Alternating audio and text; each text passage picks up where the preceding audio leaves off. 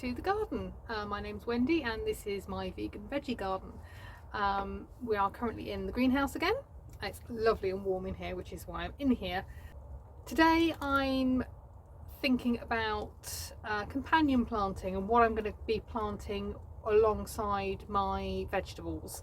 I've not been really that up on companion planting before. I've literally just chucked a couple of things in that I've been told are good, and I've not really questioned it, I've just done it.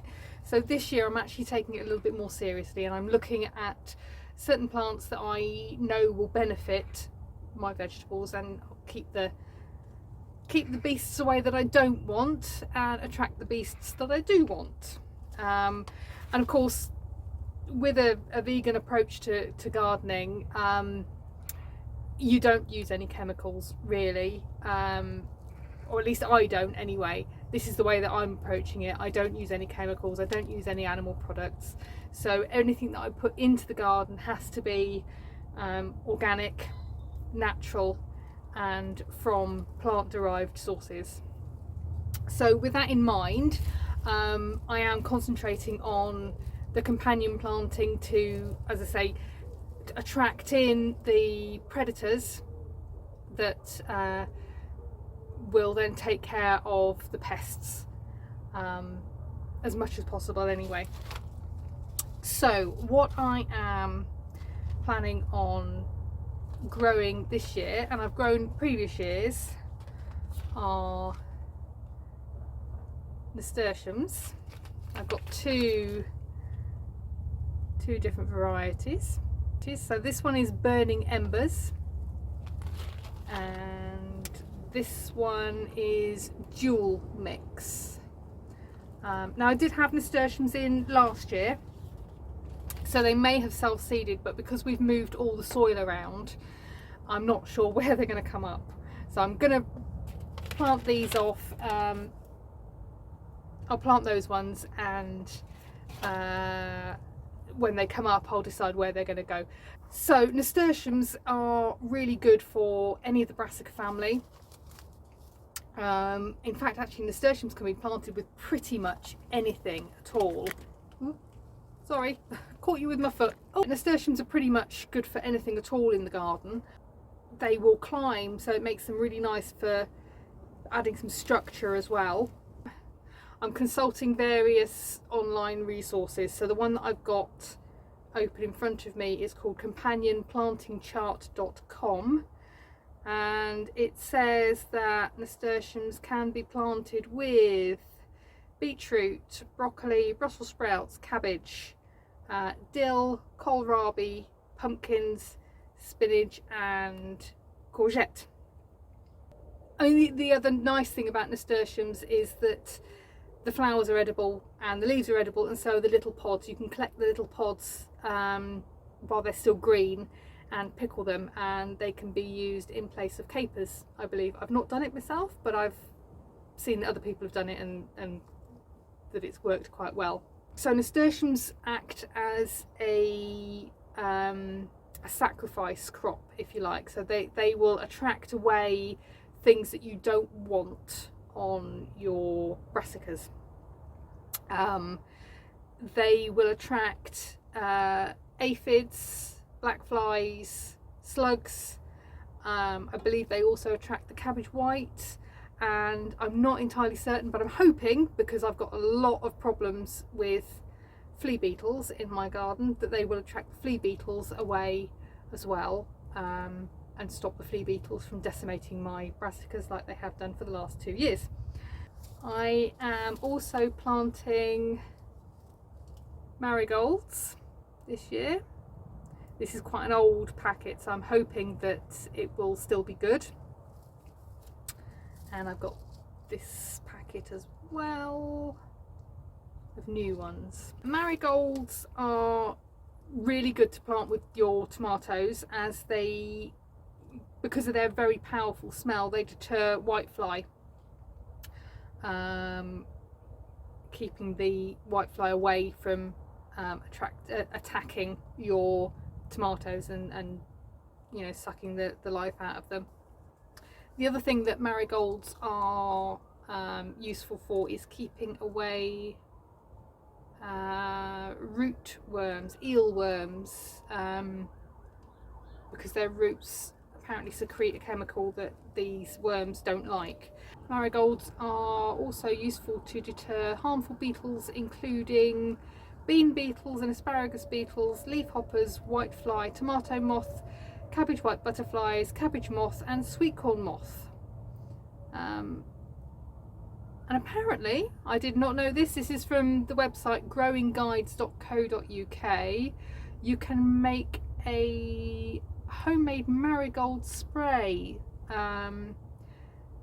just by adding fresh marigold flowers, leaves and stems into a bucket and fill with water.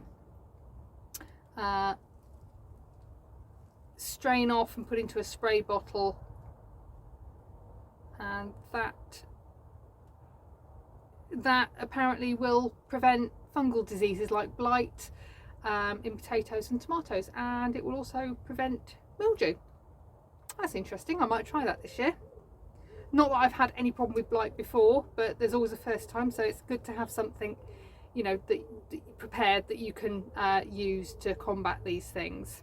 So yeah, so that's marigolds. The other thing, one of the reasons why I got this one in particular is that this one is apparently good for attracting hoverflies, which also eat I believe it's aphids and other things that you don't really want on your plants. One of the other things that I'm growing this year as a deterrent is borage, and I've already got some, sorry, some soil just fell out. I have got some borage that I started a couple of weeks ago here, and they're like these little fleshy leaves, really easy to grow, very, very pretty. They're a herb, so they get quite tall, and they've got these beautiful pointed star-shaped blue and purple flowers, which are edible and apparently taste like cucumber. The young leaves are also edible, but the reason why I'm growing them, apart from the fact that I think they're going to be really pretty and I like anything that's purple, they are a really good companion plant to go with tomatoes, cabbages, squashes and strawberries. The borage is supposed to repel tomato worms and cabbage worms, and it attracts beneficial insects like bees and wasps, which like to, particularly the wasps, like to carry off the little caterpillars and worms and eat them.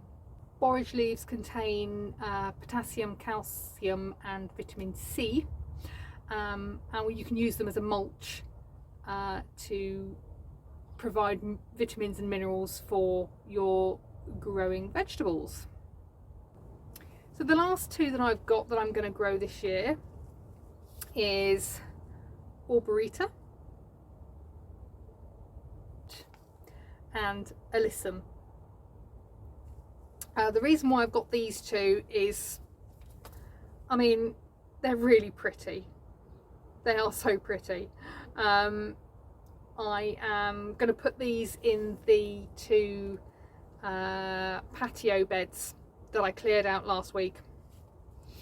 And we've got the Alyssum for ladybirds and the Aubrieta for lacewings.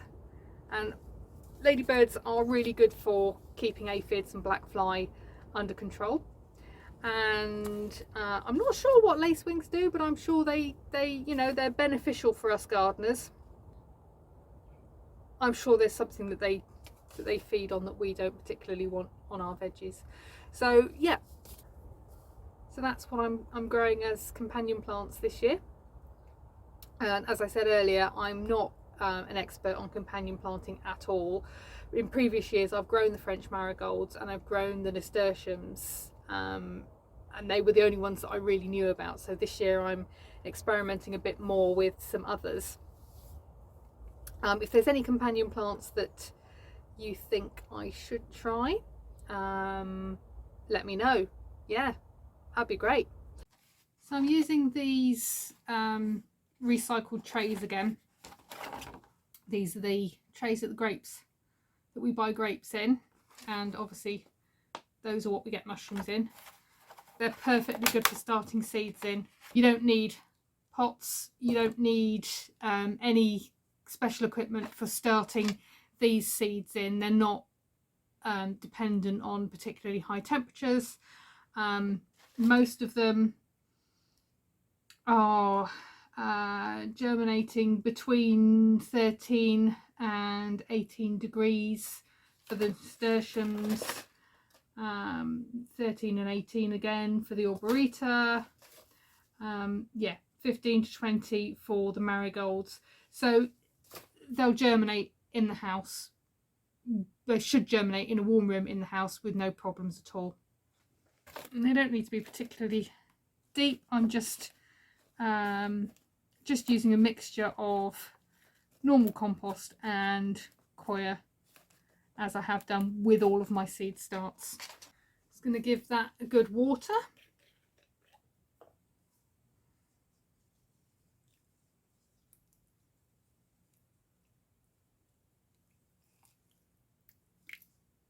Let's start with the nasturtiums.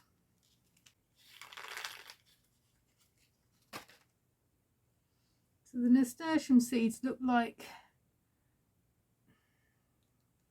little tiny walnuts. And as this is a mixed variety, I'm just going to pick a few different coloured seeds.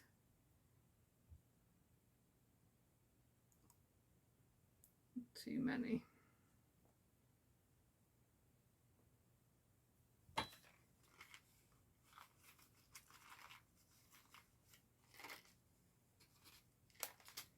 So that's the burning embers.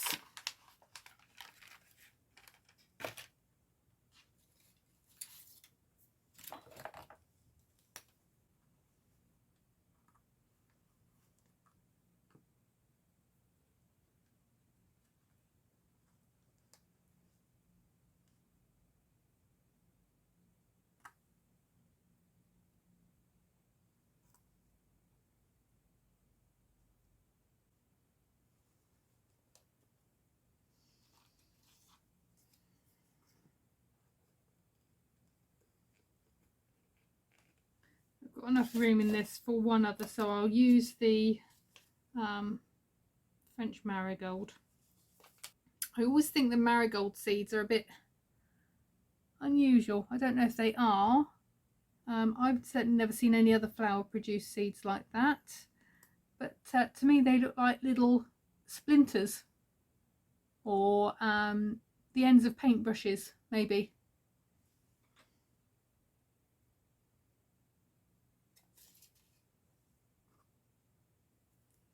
So I'll just sprinkle those on.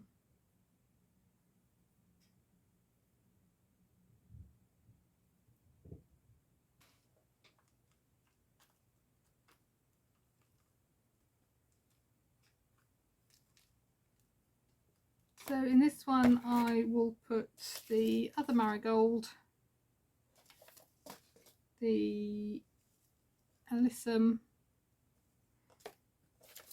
and the Aubrieta.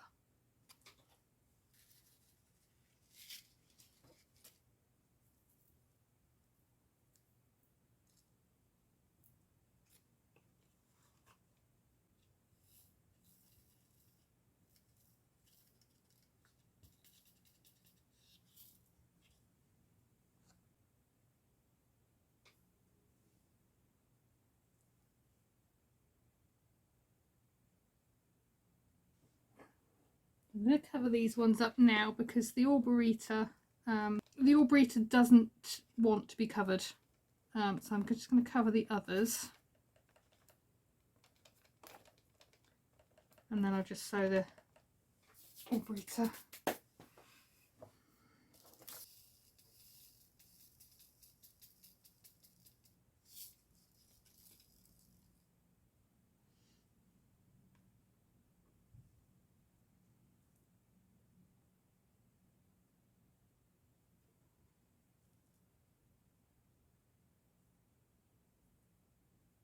So I haven't covered the Aubrieta because it requires light in order for the seeds to germinate. I hope you've enjoyed this week's blog about companion planting and you found it useful. And if you have any tips for me or you have any questions, please pop them below. I'm happy to answer any queries, and I'm more than happy to get any advice from more experienced gardeners, particularly when it comes to things like companion planting, because I'm by no means an expert. So if you've enjoyed this blog about companion planting, hit the like button, and I would love for you to subscribe and come back and see me again. Thank you so much for watching.